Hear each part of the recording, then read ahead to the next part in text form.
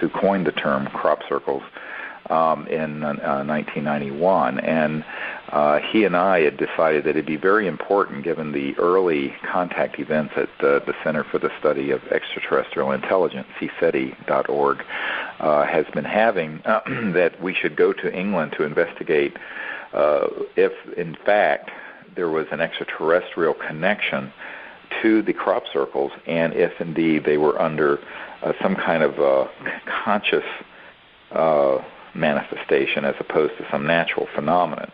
He had already concluded in the late 1980s, I think in 1989, that in fact they were not man-made, at least not all of them, and that there was some intelligence behind them that was really quite profound.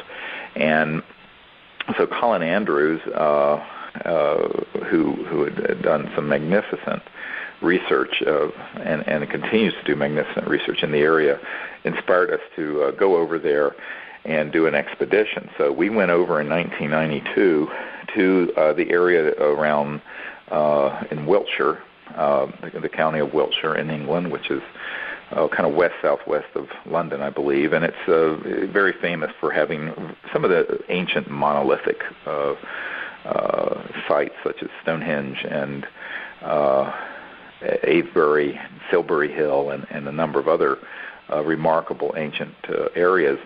And we were in an area right near Alton Barnes, which was the location of some of the most spectacular crop circle formations of 1991 and 92.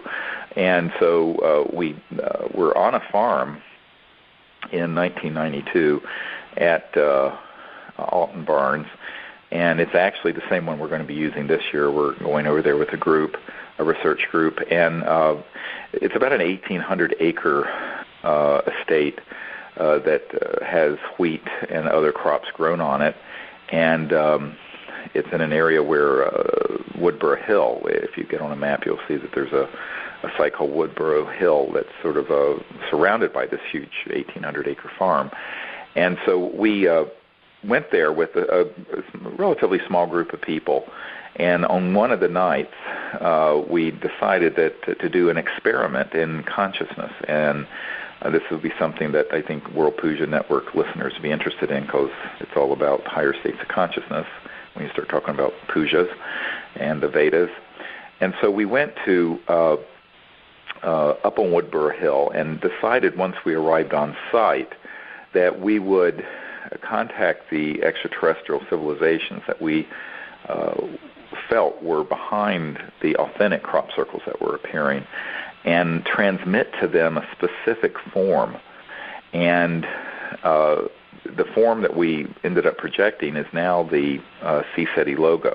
If you get on the CSETI.org site, you'll see a whole report on this, by the way. And it is three circles made into an equilateral triangle connected by lines between the circles. And that was what we had decided we would send to the ETs using remote viewing and higher states of consciousness by connecting to the extraterrestrial civilizations and the spacecraft that had been seen in the area, and ask them if they would please make exactly that form in a crop circle, in a field, while we were there. And so we did our protocols where we sat in a circle together and did a meditation using the mantras and using the remote viewing techniques that we've developed. And we then connected to the ETs and showed them this perfect equilateral triangle consisting of three circles connected by lines. And then we continued to do a number of other contact protocols, and we saw a number of ET craft very fast moving across the area, which we later found had in fact been filmed by people who were on some of the hillsides around us.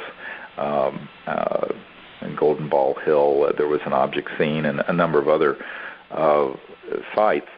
Well, Sherry Adamek, who at that time was working very closely with me and had gotten involved in 1991 in the project, and I were a couple of days later ran into a gentleman who had been an intelligence agent with the government of England, and who had retired but had a strong interest in what was going on with this phenomenon.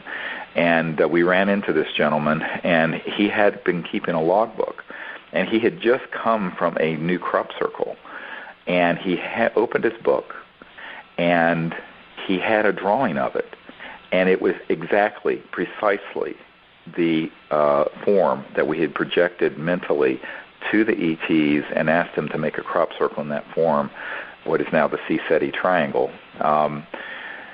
And when Sherry and I looked at it, we virtually burst into tears. We could not believe what we were seeing. And we asked this man, I believe his name was Ralph Noyes, and I said, where is this?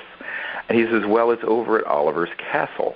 And, of course, I was visualizing a big old British castle. And Oliver's Castle, as it turns out, is actually a cliff.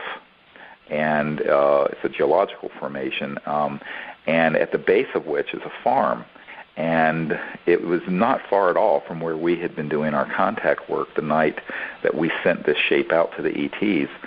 And so Sherry and I raced over there at 100 miles per hour, I mean literally, and climbed up onto this, drove up and walked out to the edge of this cliff where we could look down onto this farm.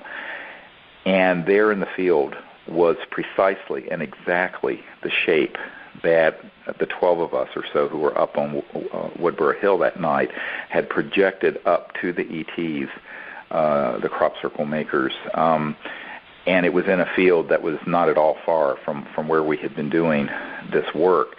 Now, no one else in England or in the world knew that this is what we had projected, and it appeared the very night, the wee hours of the morning, that we had done the CE5 where we asked the ETs to make this form. So no one knew about it. It wasn't like this was advertised or public. In fact, we didn't even decide on what this form and shape would be until we got out there very late that night. And the farmer found it in the wee hours of the morning, maybe at 4 or 5 in the morning, because he was trying to harvest some of his field during some dry weather. And there it was. And it was as if it had been lifted from our consciousness and our mind and placed in the field. Well, this is when we realized, my God, this is a truly interactive phenomenon where there is a connection between the ETs that are involved in this mysterious crop circle phenomenon and human consciousness, if you understand the science of consciousness. So that was how all of that started. It was a very, very exciting. Now, on that same expedition in 92, a couple of days later, it had been really terrible weather.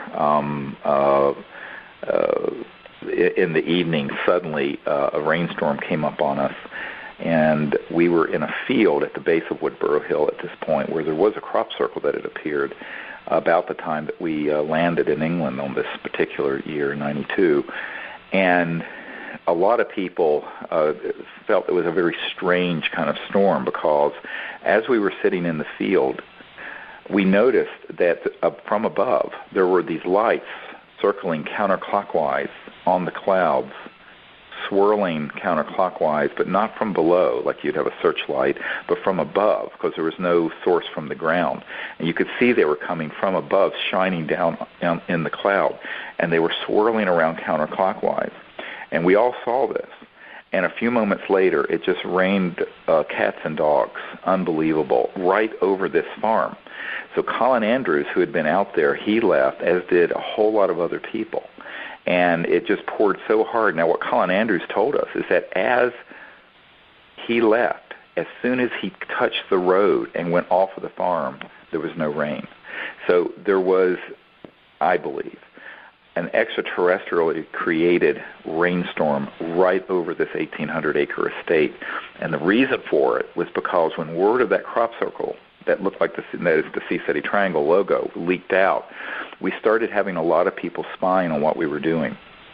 And the ETs were, I think, concerned about this for some reason. I mean, there may have been some elements that were there. And so this rainstorm caused everyone to think, oh, well, there's nothing going to happen tonight, and everybody went home. Well, myself and about 3 other people stayed out there in the pouring rain. We got back in our vehicles, and there was a little road in this farm that was actually paved, concrete, but it was like a one-lane farm road in the center of this 1,800-acre estate, and had a little pull-out, and there were two cars that remained, my car and then another gentleman's car, Chris Mansell. And we pulled out there. We decided to sit in the cars on the edge of this field and just wait for the worst of this to get over, because it was getting cold and wet. But my intuition, I was being told repeatedly, later, that something would happen later. So we didn't leave. And so we remained there. I will remark that as Colin Andrews was leaving, we saw a red orb appear at the back of his car, as if it was following him out. Now, interestingly, after a while, it was probably after midnight. I have to look at my notes. And suddenly there was a banging on my window of the car, and it was Chris Mansell, and he'd come out and he'd said, so I rolled the window down. This was a car that didn't have electric windows, so I had the old hand crank, and you never see these in cars anymore, except maybe in Europe. But so I cranked it down, and he was there saying, he says, there's a spacecraft in the field lit up like a bloody Christmas tree. And, of course, he was a big jokester, and I just chuckled, and I said, yeah, and I'm Santa Claus. And he says, no, it's here. And he stepped aside, and I looked right beside him, and about 10 feet above the field, in the field that we were in, was about 100-foot diameter disc that was fully materialized, rotating counterclockwise, just like the lights had been that created this rainstorm in the field. And I mean, we're not talking miles away or even hundreds of yards away. We're talking a few hundred feet away.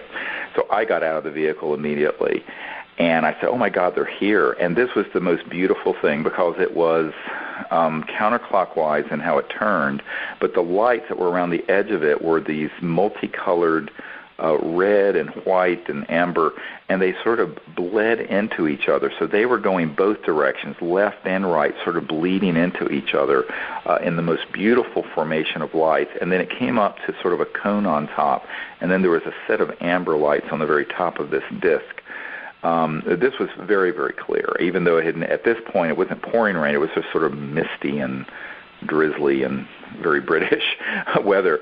And so we got out, and I turned, there was a woman with me who was from the United States, who was a PhD psychologist, and I said, look, we need to signal to this craft and let them know that we see them now and invite them to come closer. And she says, we're going to do what? And I said, well, we're going to invite them to come closer for contact. And she refused to get the light. We had those times we didn't have the lasers we use now. We had these big high-powered lights. She says, no, I can't. And it turned out that she was just absolutely terrified.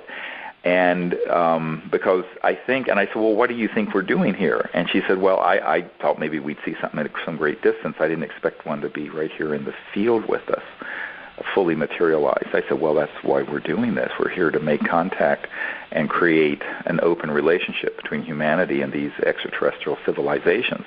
And she says, oh, no, we can't. And so it was very interesting sort of dynamic, because this had been someone who had been very flip about the idea of making contact before this event happened. And at this time, back in the early 90s, I was not doing trainings for people where I would spend a week with them, teaching them meditation techniques and higher states of consciousness and the whole philosophy behind the contact and the techniques. I just thought, well, people would go out and do this and everyone would be ready for it. Well, everyone isn't ready for it, no matter what they may say intellectually. There's a sort of a bypass around their intellect, that people will intellectualize these things and won't really check in if they're really ready for something like this. So I realized that. Now, one of the things in her defense, I will say, is that this object was materialized fully, meaning that it was in linear space-time, three-dimensional. And the craft was close enough that it was causing an electrostatic discharge, so that all the hair was standing up on our bodies. In other words, it's sort of an electrostatic field, and the power lines that were on the farm had this buzzing to them. which was a result of this electromagnetic energy field, because these ET spacecraft create enormous gigawatts of electricity. They're not running on fossil fuels or a nuclear power plant. They're running on these transdimensional electromagnetic systems that generate enormous amounts of electrical discharge and alter space-time, and can also have an effect on consciousness because of that, which is another discussion we can get into. Well, then I put my compass out, and the compass was moving counterclockwise around the dial very slowly as the craft was moving counterclockwise. So the magnetic field change was so profound that this compass was literally moving off magnetic north, and but slowly. It wasn't spinning quickly, but slowly rotating around, like this entire magnetic field around us was shifting counterclockwise. So all of this phenomenon was going on, and this one particular person became totally unglued. And at that point, now this craft started coming closer, because I was inviting it to come closer, and it was gliding in the field closer and closer and closer.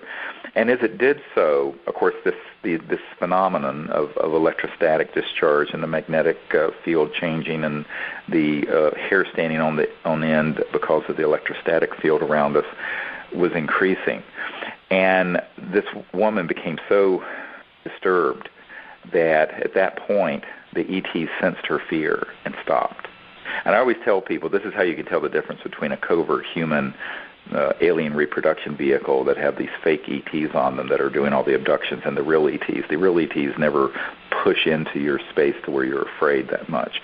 And so she became so afraid that she stopped. The craft stopped, and then it slowly backed off and then rose and went into this mist, because it was a very misty night, and looked like it disappeared, but I knew it was up in the clouds above us because my compass continued to go around the dial counterclockwise for an entire hour until it made a complete 360-degree movement.